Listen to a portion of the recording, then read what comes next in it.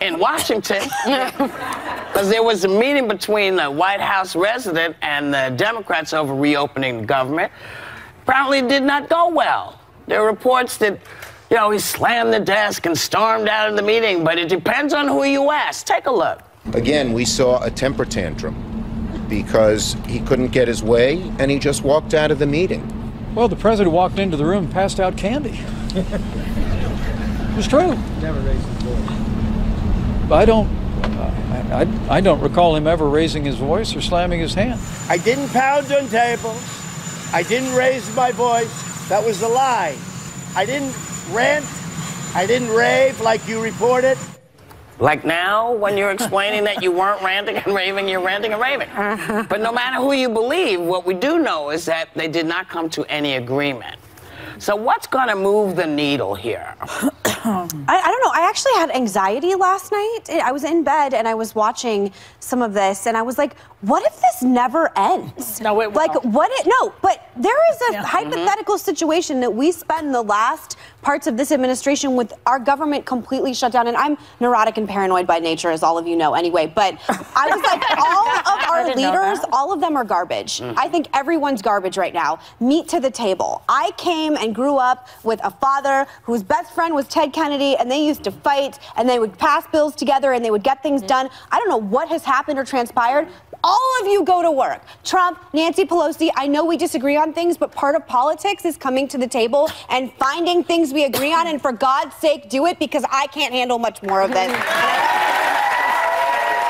will tell you, one thing, I completely agree. One thing that struck me, you know, I was one of those federal workers that lived paycheck to paycheck. And the thought that tomorrow there may be hundreds of thousands of people that don't know how to pay their mortgage or don't know how to pay their health bills, don't know how to put food on the table for their kids, freaks me out. Like, because I know how that feels. And I don't think that Donald Trump knows how that feels. Wait, I know my parents knew how that felt. Can we say one thing, too? Yeah. 1/3 of federal workers are made up of veterans. So 250,000 veterans are not receiving their paychecks, according to the Office of Personnel And by the way, federal workers don't make a lot of money. Like, I remember not making a whole lot of money. Isn't a federal worker considered, this is like a middle-class job?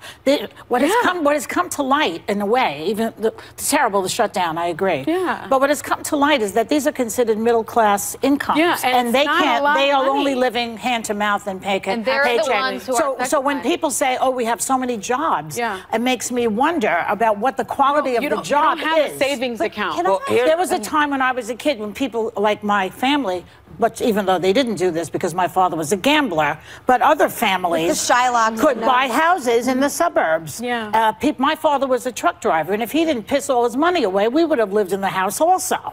But he was a gambler. He made a lot of money as a teamster. He was in the union. He made money. And we all lived well because of that, even though he, as I said, out the window. Not today. You know what's really sad, though? Who wants to work for government today? These are the most important jobs that we have. People would be afraid. That's so sad. So some of these folks are TSA, by the way, some of the most important roles that we have. FDA as well, which 80% are.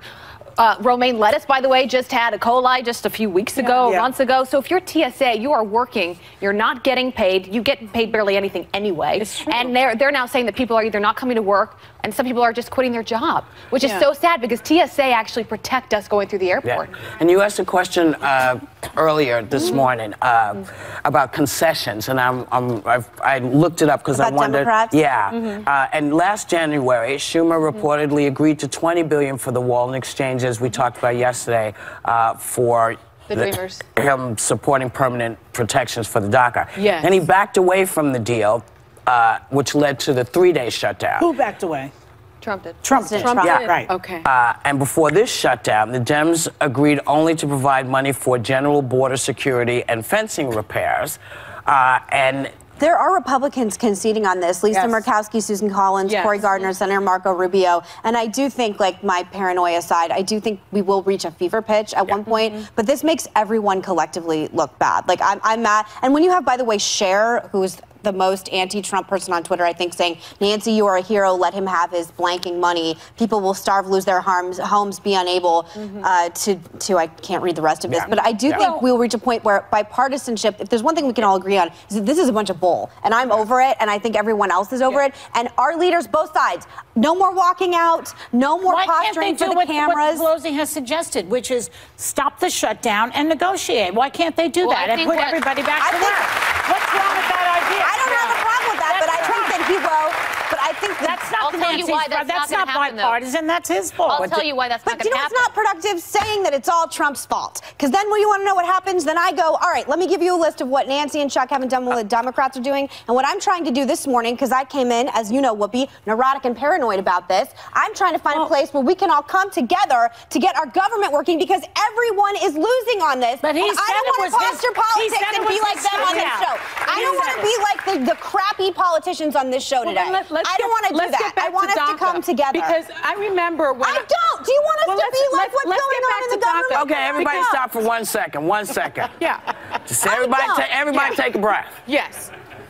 Okay. Let's get back to DACA, because I really think that we can all agree on it, and it's not, because we can all agree that, and Democrats have agreed to this, Republicans have agreed to this, border security, right? We want border security, not necessarily a wall, but border security. We have all agreed, Democrats and Republicans, on DACA. We need to do something about our immigration. High number, yes. High number. We all have discussed some sort of immigration reform, and that's been on the table over and over and over again. Well before Trump was president, by the way. I remember when I did the Puerto Rico report. We have this ABC producer. His name is Armando. He is incredible. Went to the Columbia School of Journalism. He got there first, and he actually told me, I was afraid to come here because I'm a DACA recipient, and I don't know that if I can get back to the mainland. Somebody that I worked with. He worked for ABC News. So why isn't it possible that Trump, the administration, says, give me my $5 billion for the wall, and I will give you DACA protection. You do realize that excuse me one sec. You do realize that $5 billion is only a down payment. That it's really like in $20 billion. But that's what they're voting on now. Here's what I will say, though. Exactly. But he only wants $5 billion. If you're the negotiator in chief, though, that does nothing. If you're the negotiator in chief,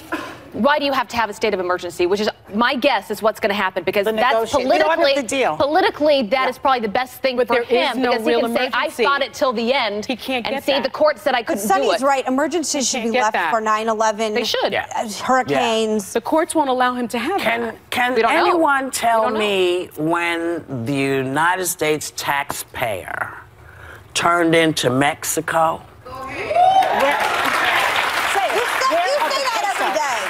Well, because to me, American citizens are being treated like he said he was going to treat Mexico. And I don't understand what, especially since we know, because we've talked about the fact that, Rush Limbaugh and Coulter, shamed him a little bit, and he went running and said, no, I got to have this thing. They said that he's a joke of a presidency and that he has scammed the American people. Okay, so here's that's what Ann Coulter said in a podcast with Daily Caller. Right. So I want to know, the Daily Caller. I'm just curious, when we turned into Mexico. I don't want to be dealt with.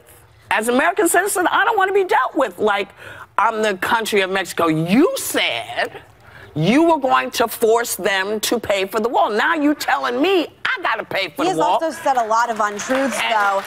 And I'm not disagreeing with that. I never even, rationally understood that from the get-go. I never understood how you can make a country pay for something. I get that. Well, but we are in the present. And I think what Sonny just said is a rational place to move forward. Finish. Yeah. Because both sides have tried to do this. We're ready to do it. Yeah, we are. He pooped on it and then put it on us, and I don't like it. Well, I don't think that's okay. Lied. He lied. No. Right? He lied. And he can't make it happen. So we, as I think American citizens, need to acknowledge, certainly his base, he lied. Mexico is not going to pay for it. He can't make that happen. He needs to admit that he lied, and then we need to move forward. Okay. Yeah, I don't have a problem with any of that, by the way. And I'm the conservative on the panel. I don't have a problem with one thing she just said. I think we all just want the government to be opened again, and we want people to get paid. Yes. Yeah.